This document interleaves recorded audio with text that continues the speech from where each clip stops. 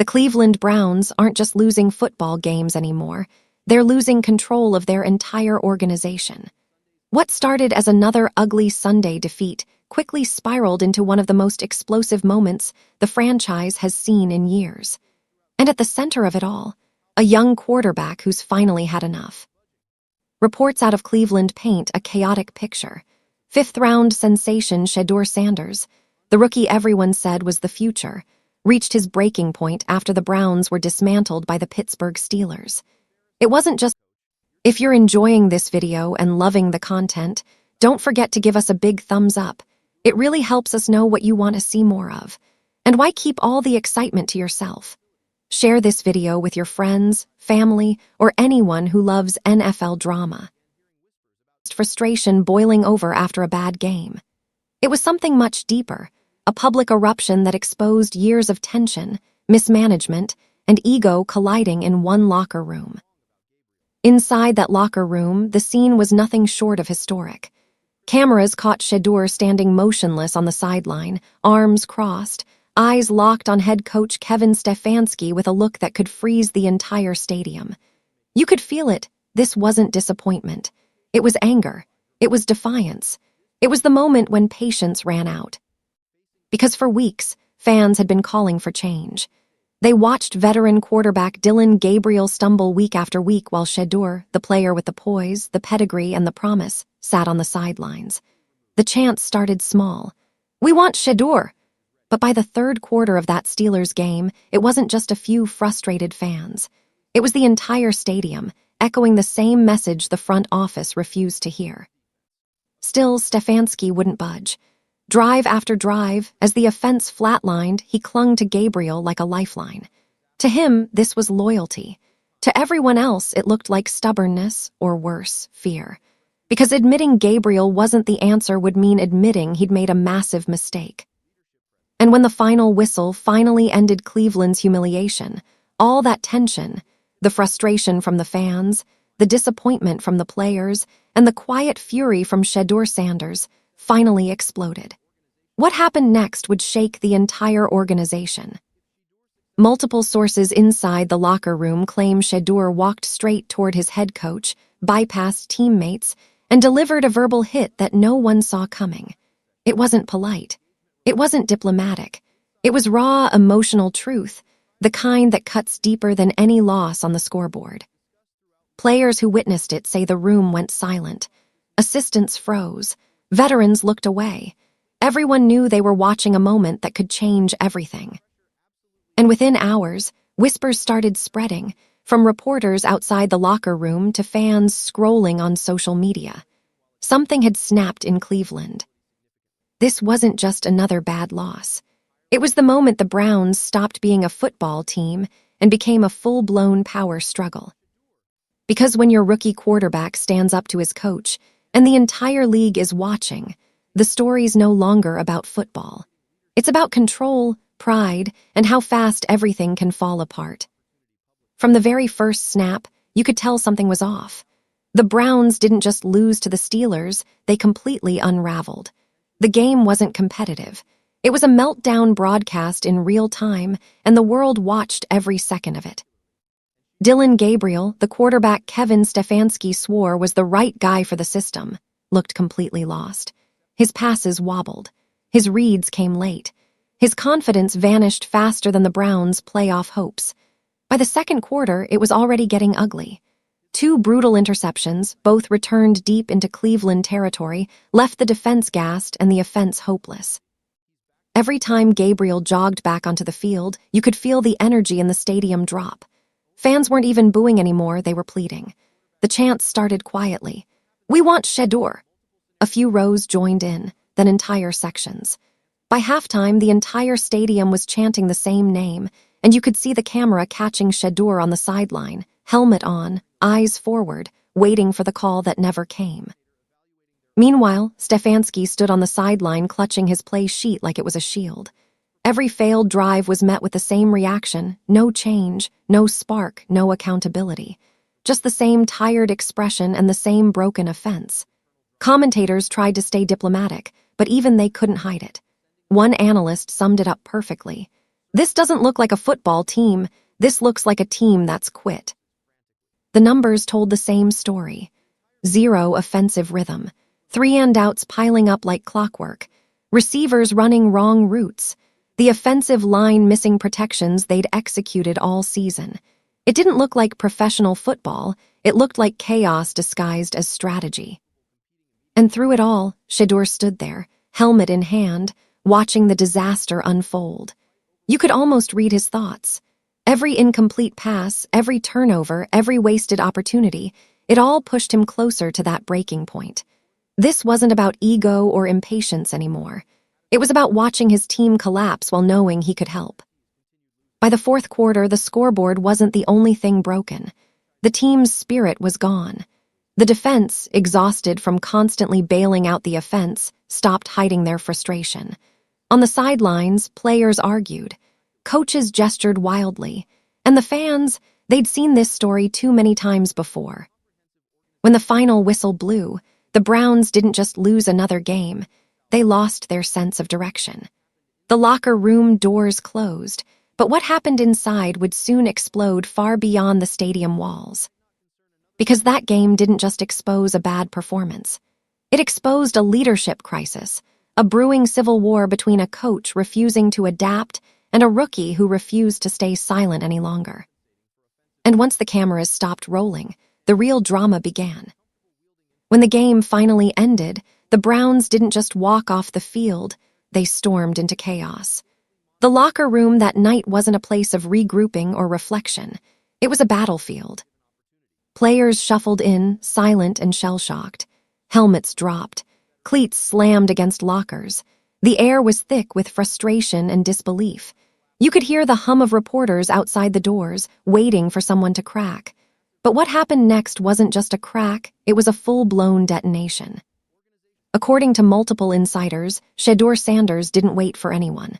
The moment he stepped inside, he walked straight past his teammates, past the assistants, and locked eyes with Kevin Stefanski. Everyone froze. Conversations died mid-sentence. The rookie, the supposed project, was about to do what no one else dared. And then he said it, clear, loud, and without hesitation. "You embarrassed this team, coach. You're too scared to let us win." Those words hit like a lightning strike. Some players looked away. Others just stood there, stunned.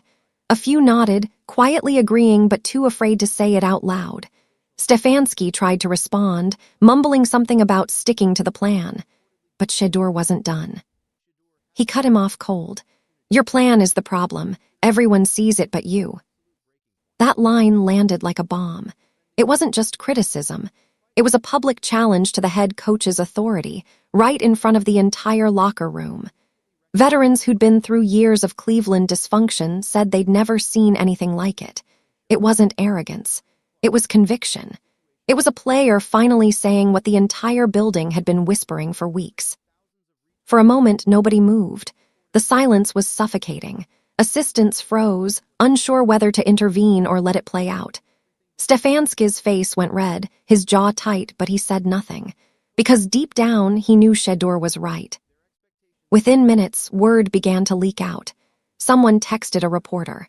Another whispered to a source.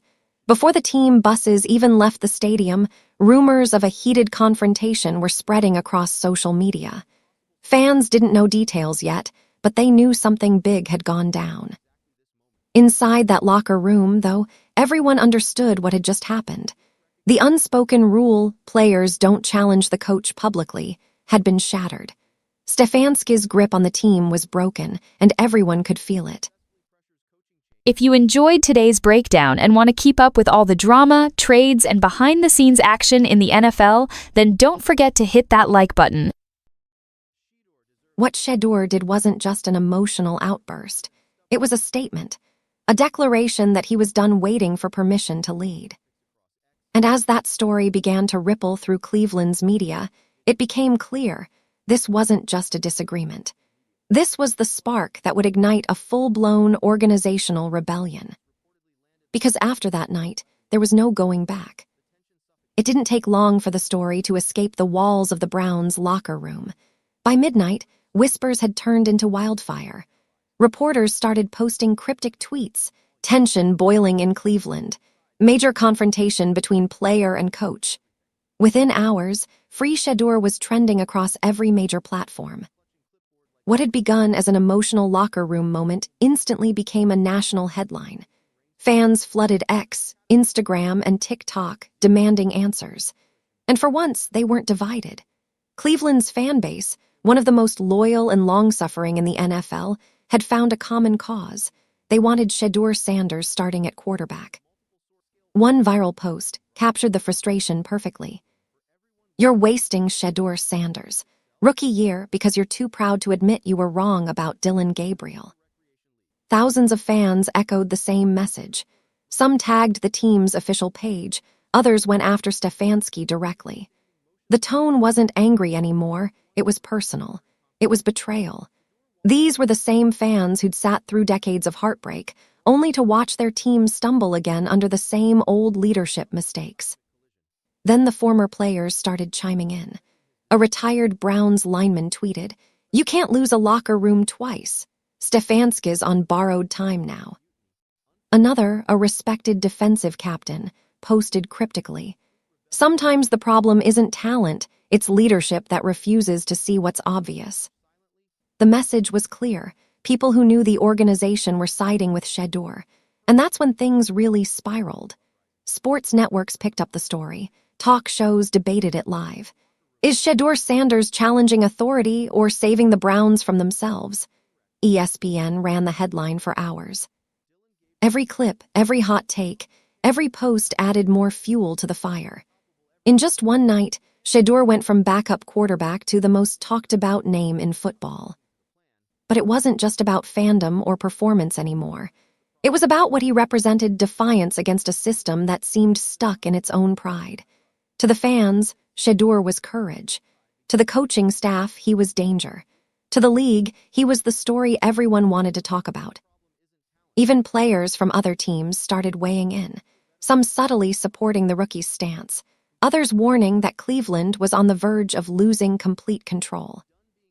Inside team headquarters, phones buzzed nonstop.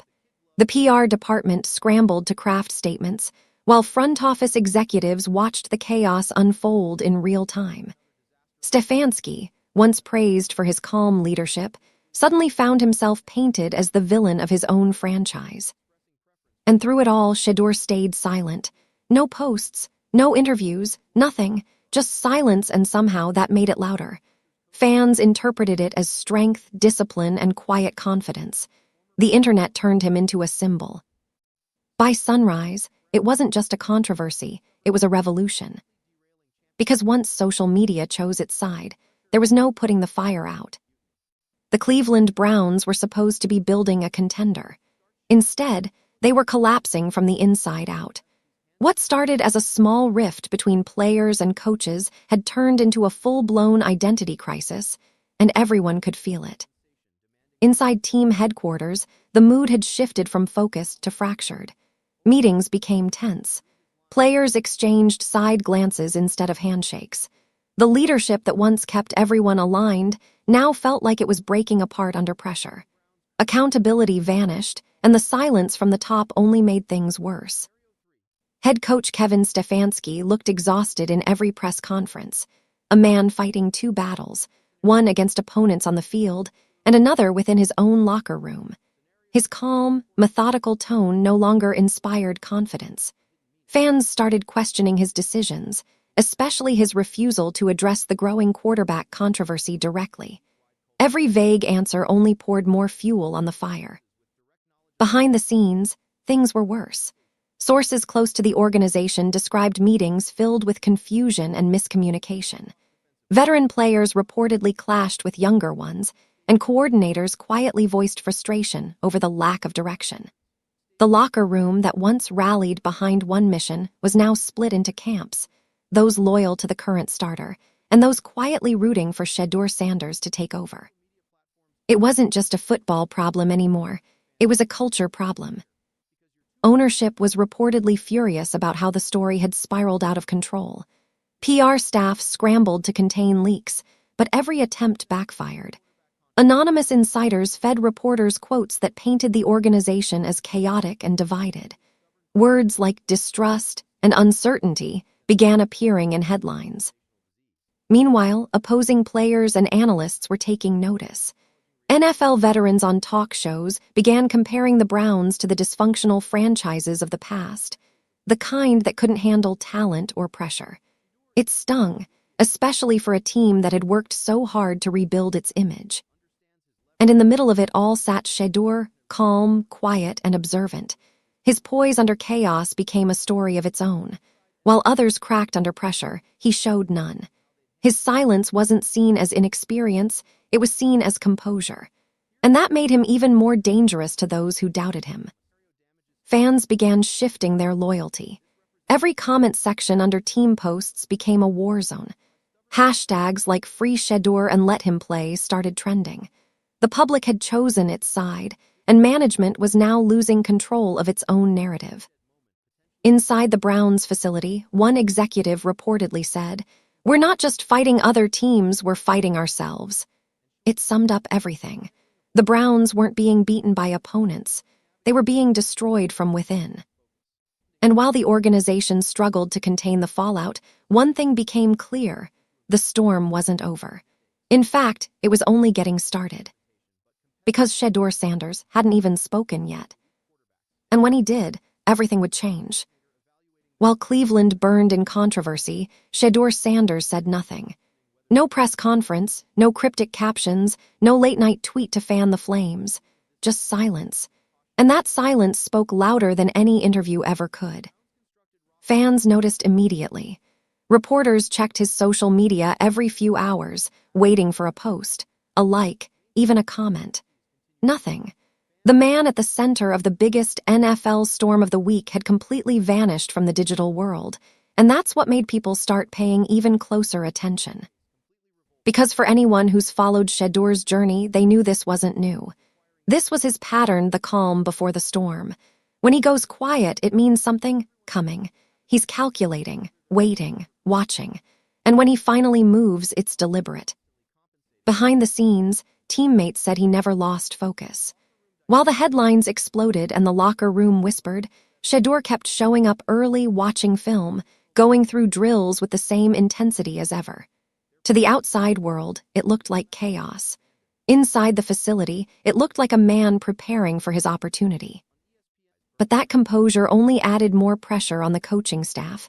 Kevin Stefanski's silence now felt defensive. His rookie's silence felt powerful. The contrast was impossible to ignore. One looked afraid to speak, the other looked like he didn't have to. Then came the hints. Friends close to Shedeur started dropping small comments online, nothing direct, just subtle messages that said everything. "He's done being patient. Time to let talent talk. They know what's coming." Each one went viral within minutes.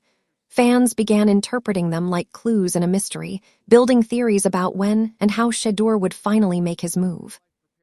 And as if on cue, analysts across the media world began siding with him. ESPN's Ryan Clark said it best. "You can't keep a Ferrari in the garage while you're driving a golf cart into traffic." The line spread across social media like wildfire, turning into memes, tweets, and talk show debates. Everyone agreed Shedeur wasn't just ready, he was being wasted. But here what made it all even more compelling. Shedeur never confirmed or denied anything. No public frustration. No blame. Just silence, the kind that feels like strategy, not surrender. Insiders said he'd been raised for moments like this. Being Deion Sanders, son meant understanding media leverage, pressure, and timing. He knew that sometimes the best move isn't to shout, it's to wait until the noise gets so loud the truth becomes undeniable. And by now, the truth was impossible to ignore. The fans were with him, the players were behind him, the league was watching. Shedeur didn't have to say a word, because the message was already clear. He wasn't backing down, he was just getting started. By this point, everyone could feel it. The calm was gone, and the mask had slipped. What was once whispered behind closed doors had now become the worst-kept secret in the NFL. A full-blown power struggle inside the Cleveland Browns. It started subtly. Small decisions that didn't make sense, practice reps being distributed unevenly, film sessions suddenly excluding certain players. Then, suddenly someone leaked that Shedeur Sanders was being deliberately limited in team drills. The quote spread like wildfire across social media. The Browns tried to deny it, but by then, it was too late. The damage was done. Behind the scenes, coaches and executives were no longer on the same page. Stefanski wanted control. He believed discipline and hierarchy kept the team stable. But the front office, especially those connected to ownership, reportedly saw Shedeur as the future of the franchise and didn't want to waste that potential. It became a silent tug-of-war over direction, image, and ego. One insider described it perfectly. There were two different Browns teams, the one the coach ran and the one ownership wanted. This divide trickled down to the locker room. Players began choosing sides. Some stuck with Stefanski, valuing consistency. Others quietly aligned with Shedeur, believing he represented a new era, one that could save the team's identity before it completely collapsed. Meetings became battlegrounds of passive-aggressive comments and awkward silences. Even team captains were said to be clashing over leadership decisions. And the tension reached a boiling point during one practice session. According to reports, a heated exchange between Stefanski and a veteran offensive player nearly derailed the day entirely. Cameras weren't rolling, but word got out fast. The phrase unmanageable environment started appearing in reports, a death sentence for any coach. While chaos brewed inside, media pressure outside became relentless. Talk shows roasted the organization daily. Every move was dissected, every word analyzed. Former players called it a power vacuum. Insiders claimed the team's biggest fear wasn't losing games, it was losing the locker room completely. And through it all, Shedeur remained composed, not silent out of fear but strategy. Those close to him said he was advised by people who understood power, his father, Dillon Sanders, chief among them. Dillon knew how narratives worked. He knew that in moments like this, restraint was leverage. The louder others got, the stronger Shedeur's quiet confidence appeared. Then came the turning point. Ownership reportedly began asking direct questions, uncomfortable ones. Why was Shedeur being sidelined? Why were veterans frustrated? Why was morale collapsing? Suddenly, accountability had nowhere left to hide. Stefanski's control over the situation began slipping, and everyone knew it. The Browns had crossed a line they couldn't return from. It wasn't about football anymore, it was about who controlled the future. And as the walls closed in, one truth became clear. In this new NFL spotlight, silence, strategy, and timing were weapons. And Shedeur Sanders was wielding all three. The fallout from Cleveland didn't stay in Cleveland for long. Within hours, the story had gone national, and the NFL world was watching in disbelief. Analysts, reporters, and rival coaches were dissecting every detail of what had happened inside that locker room. The confrontation between Shedeur Sanders and Kevin Stefanski had transcended a team issue. It became a league-wide cautionary tale about leadership, control, and the balance of power between players and coaches. Every NFL general manager suddenly found themselves asking the same question. Could this happen in my locker room? Teams across the league started reviewing their depth charts, evaluating the communication lines between starters and backups, and reconsidering how they handled talent disputes behind closed doors. The Browns had inadvertently set a precedent. A rookie refusing to be silenced could, under the right circumstances, reshape the hierarchy of an entire franchise. Media outlets treated the situation like an unfolding drama series. Analysts compared it to historical locker room rebellions, while others debated whether Shedeur's actions were brave leadership or dangerous defiance. Hot takes spread rapidly on X, Instagram, and TikTok, with highlights of the confrontation edited into viral clips. Every sports media platform seemed to orbit Cleveland, turning the city into the NFL's hottest story. Even retired players got involved. Former quarterbacks and coaches offered unsolicited advice on how they would handle the situation, and every statement they made was dissected, analyzed, and debated. The Browns became a blueprint for discussion: what works, what fails, and how one player could disrupt an entire organization. Inside the NFL, coaches grew nervous.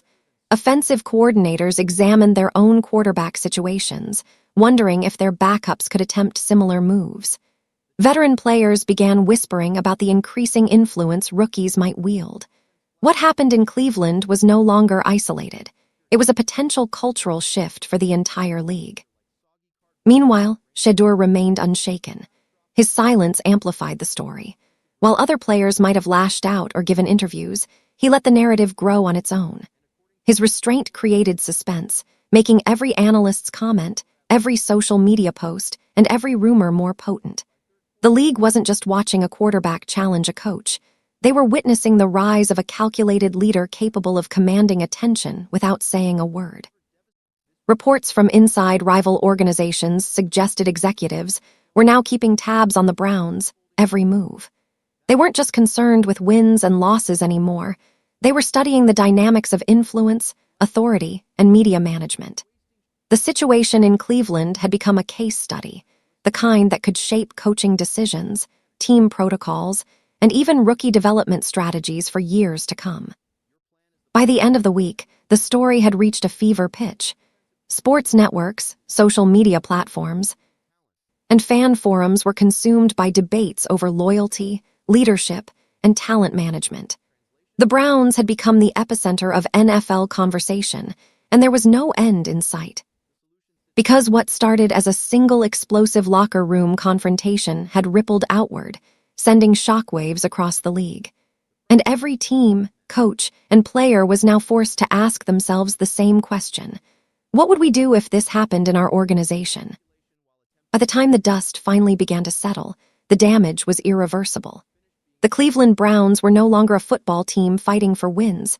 They were a brand fighting for survival. The confrontation between Shedeur Sanders and Kevin Stefanski wasn't just a locker room incident anymore. It had become the defining headline of the NFL season. Every sports show, every analyst, every fan podcast had turned the Browns into the league's most polarizing storyline. Inside the building, trust had evaporated completely. Players avoided eye contact with coaches. Staff members whispered in hallways. Every conversation felt monitored, every interaction political. One veteran lineman reportedly said, "We're not playing for wins anymore, we're playing not to get blamed." That one line captured everything wrong with the franchise. Ownership tried to maintain control, but the leaks kept coming. Anonymous quotes, private frustrations, and internal reports painted the picture of a team spiraling without direction. Stefanski's authority had collapsed. Even his assistants had begun quietly preparing for the inevitable. When a coach loses the locker room, it's usually gradual. This time, it was instant. The mutiny had gone public. Shedeur Sanders, meanwhile, had become both the symbol and the storm. His supporters saw him as the truth-teller, the fearless rookie who challenged complacency and demanded accountability. His critics labeled him immature, saying he'd overstepped by confronting a head coach. But no matter where people stood, one thing was undeniable: he had changed the conversation forever. As the front office scrambled to contain the PR inferno, media trucks lined up outside the Browns facility. Reporters camped out for sound bites. Every press conference turned into a minefield. Stefanski's voice cracked under the pressure. His answers grew shorter by the day. And when asked if he still had the team's confidence, the silence from players spoke louder than anything he could say. Behind closed doors, ownership faced its final decision. Either double down on the coaching staff and risk alienating the fan base, or hand the keys to Shedeur Sanders and admit the mistake publicly. Neither choice was clean. Both carried consequences that would define the franchise's future. But the pressure from fans, the outcry from veterans, and the narrative swallowing the entire league made the decision unavoidable. Within hours, rumors exploded online. Insider tweets, anonymous reports. Major changes coming in Cleveland. Leadership shakeup imminent. By dawn, it was official: Kevin Stefanski was relieved of his duties. The fallout was complete. A coach ousted. A locker room divided. A rookie elevated from backup to the face of a new era. And as Shedeur Sanders walked into his first team meeting as the undisputed starter, the cameras caught his expression: calm, composed, and unflinching. He didn't need to say a word, because everyone already knew. The revolution he started had just become reality. The saga of the Cleveland Browns had reached a turning point, and the stakes were higher than any scoreboard could measure. This wasn't just about wins and losses. It was about the identity of a franchise, the control of its locker room, and the future of its most promising talent. What unfolded inside the Browns organization revealed cracks that went far deeper than the field. By this point, everyone understood the truth. The Browns were at war with themselves. A rookie quarterback had confronted a head coach. Veterans had quietly chosen sides. Ownership had been forced into a reactionary corner. And the fans, long-suffering, passionate, and impatient, had made their preference clear. The season wasn't just on the line anymore. The soul of Cleveland football was at stake. Shedeur Sanders' rise was emblematic of something larger. His calm, strategic silence, his refusal to defer to stubborn authority, and his unwavering commitment to his own preparation transformed him from a backup into a symbol of accountability and power. He became the embodiment of a new era, one where talent and conviction could challenge hierarchy, and where patience had limits. The league, fans, and media watched closely, realizing that this rookie was doing more than playing football. He was rewriting the rules. Meanwhile, Kevin Stefanski's authority eroded like sand under a storm. The confrontation, the social media uproar, and the mounting pressure from ownership exposed the fragility of leadership when pride outweighs pragmatism. A coach can plan every play, craft every scheme, and rally a team with words. But when the locker room loses faith, when fans see talent squandered, all the schemes in the world won't save a season. The media frenzy, the whispers in front offices, the analysis on every sports network, it all reflected one undeniable reality. Cleveland was a case study in organizational collapse, and at the center of that storm was a young quarterback who refused to be silenced. His message was simple but powerful.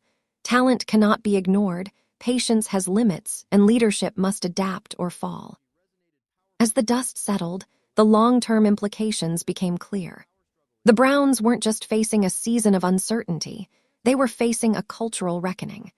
Leadership would need to evolve, trust would need to be rebuilt, and the organization would have to reconcile with the fact that allowing pride to dictate decisions costs more than games. It costs credibility, loyalty, and opportunity. For Shedeur, the fallout wasn't personal. It was purposeful. His actions, silent yet decisive, reshaped the narrative, forced accountability, and reminded the entire league that the right player in the right moment can alter history. The story of Cleveland's season became less about statistics and more about courage, conviction, and the fight for respect. In the end, the Browns' battle wasn't just on the field. It was a war for their soul. And after weeks of chaos, confrontation, and upheaval, one thing was clear. The war had just begun, and Shedeur Sanders had already claimed the first victory.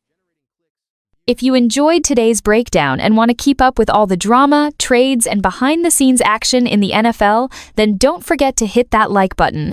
It really helps this channel grow and lets us know you love this kind of content. And hey, don't keep it to yourself. Share this video with your friends, your group chats, or anyone who loves football as much as you do.